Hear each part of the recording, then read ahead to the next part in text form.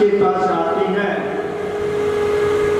और कंस के पास आकर के पूछती है कि भैया ऐसी क्या बात है कि आप इतने परेशान रहने लगे हैं।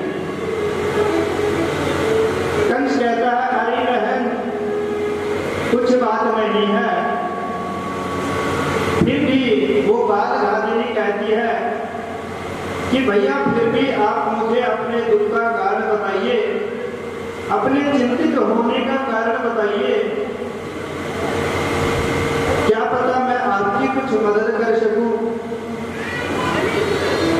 कंस ने कहा कि मेरा जो काल है,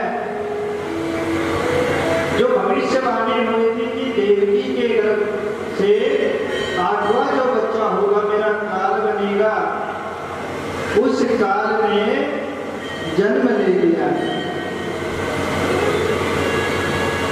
पूतना ने कहा कि भैया बस इतनी सी बात के लिए आप चिंतित हैं,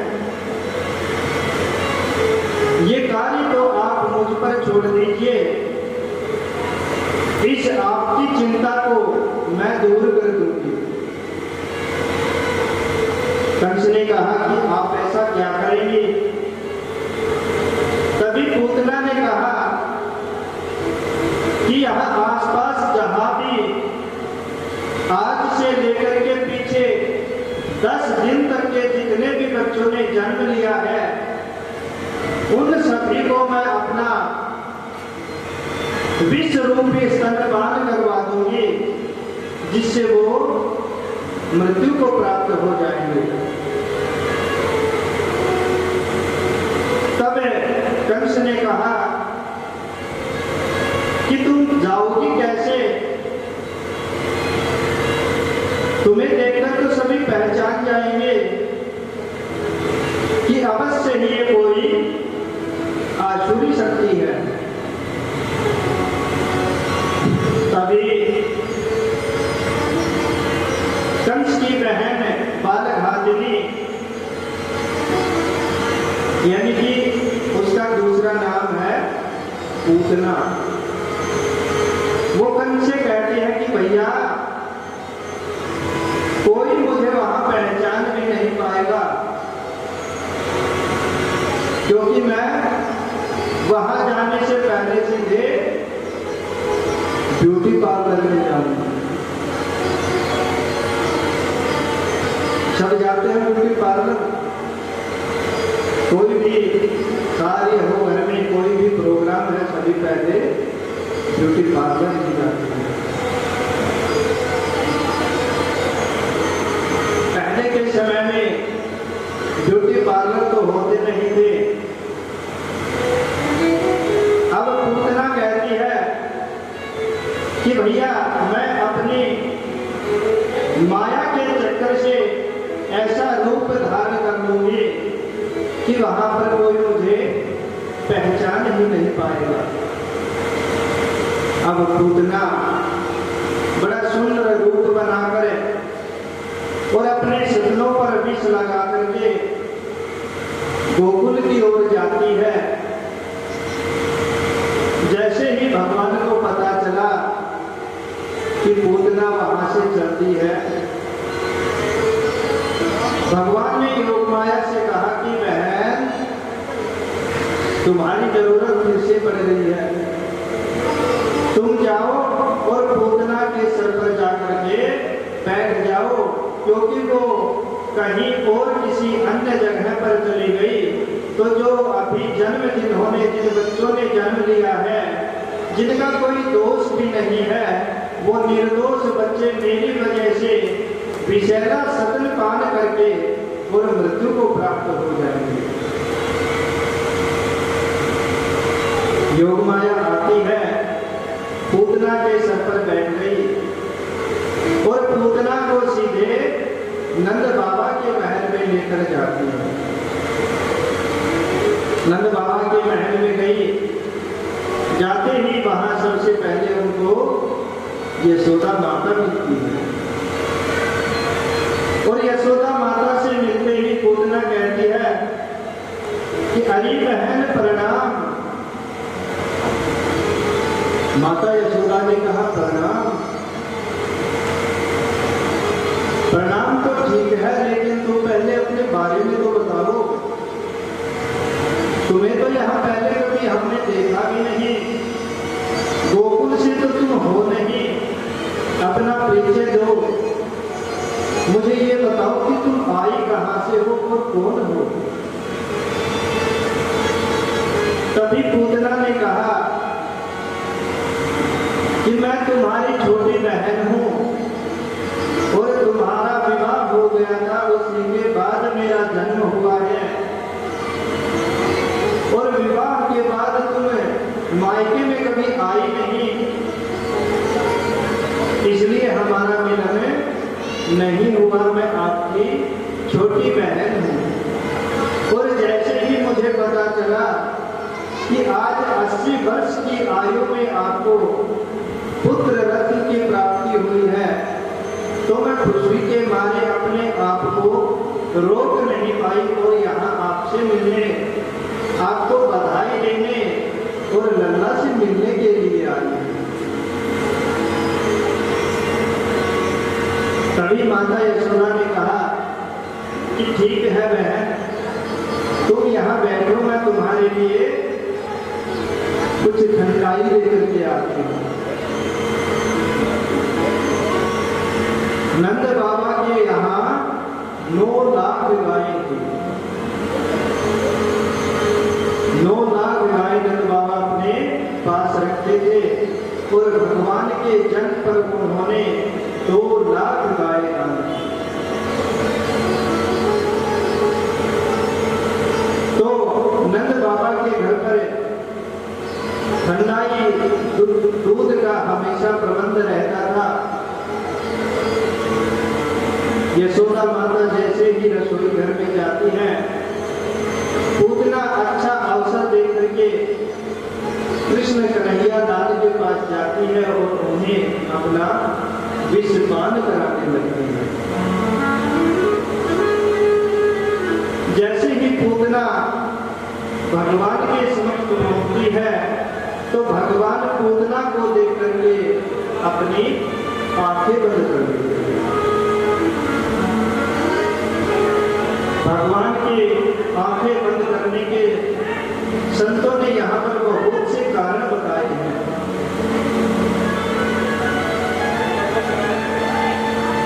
पहला कारण बताया है कि भगवान को पता था पूतना विष लगा करके मुझे स्तन पान कराने के लिए आई है।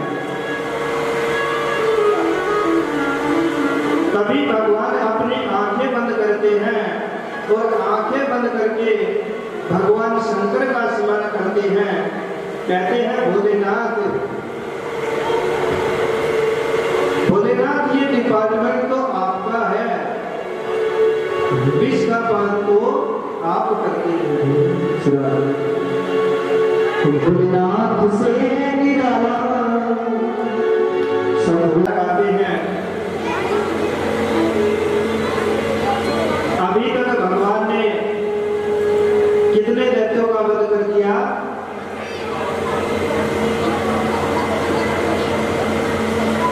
श्री राधे, अब थोड़ा हमें भी ध्यान दीजिए। अब तक भगवान कितने दैत्यों का वध कर चुके हैं? 3। अब उधर मथुरा से वसुदेव जी अपने पुत्र का नामकरण करने के लिए गर्गाचार्य जी को भेजते हैं और कहते हैं कि तुम वहां पर गोकुल में जाकर के नंद बाबा के पास चले जाना और उनको ये मत बताना कि मैं उनके बच्चे का नामकरण करने के लिए आया हूं। अब गर्गाचार्य जी गोकुल में आते हैं, नंद बाबा के सामने जाते हैं। तभी नंद बाबा उनसे हाथ जोड़ करके कहते हैं, अहो भाग्य हमारे, आप जैसे महान तपस्वी के हमें दर्शन प्राप्त हुए। नंद बाबा ने यथोपचार से उनका पूजन किया, भोजन आदि की व्यवस्था की और उनके बाद कहा कि प्रभु आप अपने यहाँ पधारने का कारण बताएं। गर्गाचार्य जी ने कहा कि मैं तो यहाँ से जा रहा था, सोचा आपके दर्शन ही करता जाता। तभी नंद बाबा ने कहा कि आप बड़े अच्छे समय पर पधारे हैं, जब आप आ ही गए हैं तो आप हमारे पुत्रों का नामकरण संस्कार कर दीजिए। अब गर्गाचार्य जी विचार कर रहे हैं कि भेजा भी मैं इसी कार्य के लिए ही था। तभी गर्गाचार्य जी ने कहा कि मैं तो एक बच्चे का जो रोहिणी के गर्भ से उत्पन्न हुआ है, केवल उसी एक बच्चे का नामकरण संस्कार करूंगा, इतना ही मेरे पास समय है। नंद बाबा ने कहा कि विप्र देवता, जब आप एक बच्चे का नामकरण संस्कार करोगे तो साथ ही साथ दूसरे बच्चे का भी कर देना। मात्र स्वस्ति वाचन और सुंदर मंगलाचरण करके बच्चों का नामकरण आप गौशाला में कर देना। वहां पर आप, मैं और इन दोनों बच्चों की माताएं वहां पर उपस्थित रहेंगे और कोई भी वहां पर नहीं आएगा। गर्गाचार्य जी कहते हैं, मन ही मन विचार करते हैं कि नामकरण तो मुझे करना ही है, बस थोड़ा आपसे ये दिखाना था कि मैं नहीं करूंगा। गर्गाचार्य जी कहते हैं कि जल्दी चलो, क्योंकि गर्गाचार्य जी इसलिए मना कर रहे थे कि कहीं कंस को पता ना चल जाए कि भगवान गोकुल में नंद बाबा के यहाँ आए हैं। और भगवान कभी भी गर्भ से जन्म नहीं लेते हैं, भगवान का अवतार होता है। यहाँ माता देवकी के गर्भ से भी भगवान ने गर्भ का केवल मात्र आभास करवाया है, क्योंकि पहले कल की कथा में हमने बताया था कि भगवान चतुर्भुज रूप में प्रकट हुए हैं। तो भगवान केवल अवतार लेते हैं, उनका जन्म नहीं होता।